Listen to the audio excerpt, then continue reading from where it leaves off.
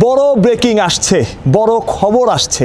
এটা আমার কথা না, বলেছেন পাকিস্তানের সাবেক ক্রিকেটার, যিনি ইউটিউব, ফেসবুক, সোশ্যাল মিডিয়ায় বেশ অ্যাক্টিভ। অর্থাৎ বোঝা যাচ্ছে, শুধু বোঝা যাচ্ছে না, পাকিস্তানি গণমাধ্যম কিন্তু জানিয়েও দিয়েছে পাকিস্তান এই বিশ্বকাপ থেকে তাদের নাম সরিয়ে নিচ্ছে। জিও টিভি এমনই একটা খবর প্রকাশ করেছে। অর্থাৎ 2026 টি-20 বিশ্বকাপ, যেটা ইন্ডিয়া এবং শ্রীলঙ্কায় হওয়ার কথা, সেই বিশ্বকাপ হয়তোবা খেলবে না পাকিস্তান। পাকিস্তান সরকার থেকে নির্দেশনায় আশায় ছিলেন পিসিবি প্রেসিডেন্ট, সেই নির্দেশনা বোধহয় চলে এসেছে। এবং পাকিস্তান সরকার, যতটুকু খবর তাদের গণমাধ্যম বলছে, পাকিস্তানি সরকার হয়তো চায় না পাকিস্তান এই বিশ্বকাপে অংশগ্রহণ করুক। এবং ক্রিকেটাররাও গতকাল ক্রিকেটারদের সাথে মহসিন নাকভি বৈঠক করেছেন এবং ক্রিকেটাররাও মহসিন নাকভি অর্থাৎ পিসিবির সাথে একমত। পিসিবি যদি বিশ্বকাপ বয়কটের সিদ্ধান্ত নেয়, তবে তারাও পিসিবির পাশে থাকবেন, একটা টু শব্দ করবেন না। অসন্তোষ, সংবাদ সম্মেলন, কোনো কিছুই না। অর্থাৎ বোঝাই যাচ্ছে ঘটনা কোন দিকে গড়াচ্ছে, খেলা কোন দিকে যাচ্ছে। খেলা আসলে বদলে গেছে।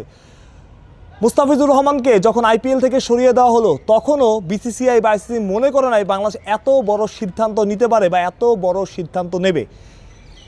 ওই সিদ্ধান্ত আসার আগ থেকেই আরও একটা খবর শোনা যাচ্ছিল, পাকিস্তান এমন কোনো সিদ্ধান্ত নেবে যে সিদ্ধান্ত সবাইকে চমকে দেবে। সিদ্ধান্তটা হতে পারে পাকিস্তান বিশ্বকাপ থেকে নিজেদের নাম সরিয়ে নিতে পারে। সেই সম্ভাবনা অনেকে উড়িয়ে দিয়েছিলেন, অনেকে মনে করেছিলেন শুধুই নিছকই বলার জন্য বলেছে পাকিস্তান। তবে মহসিন নাকভির থেকে যখন শোনা গেল, তখন গুঞ্জন আরও ডালপালা মেলল।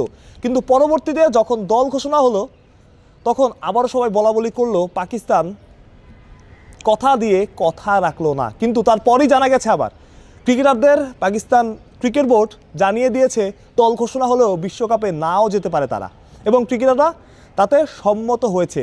এবং আজকেই পাকিস্তানের প্রধানমন্ত্রীর সাথে বৈঠকে বসার কথা ছিল পিসিবি প্রেসিডেন্ট নাকভির। সেই বৈঠকের চূড়ান্ত খবরটা এলেই আমরা জানতে পারবো আসলে কোন দিকে যাচ্ছে। পাকিস্তান সরকার যদি বলে তোমরা বিশ্বকাপ খেলো, তবে পাকিস্তান খেলবে।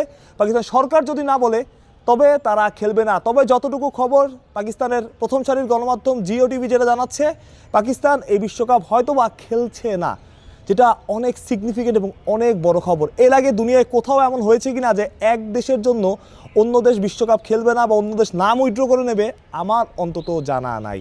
তবে এটা কত বড় ধাক্কা, অন্তত 60 থেকে 70% রেভিনিউ কমে যাবে বিশ্বকাপের, শুধুমাত্র পাকিস্তান নাম উইথড্র করে নেওয়া, তার সাথে বাংলা করে যদি নেয়, এবং তার সাথে বাংলাদেশও আছে। আপনি বুঝতে পারছেন কত বড় ক্ষতি, আইসিসির জন্য কত বড় ধাক্কা। যতই হুমকি ধামকি দেওয়া হোক, যত কিছুই করা হোক, এটা কি ব্রডকাস্টটা মেনে নেবে? বাংলাদেশকে বাদ দিয়ে স্কটল্যান্ডকে নিয়ে আসা হয়েছে। এখন দেখেন না খেলা আসলে কোন দিকে যায়, যেটা শুরু থেকে বলে আসছি, খেলার এখন অনেক কিছু বাকি।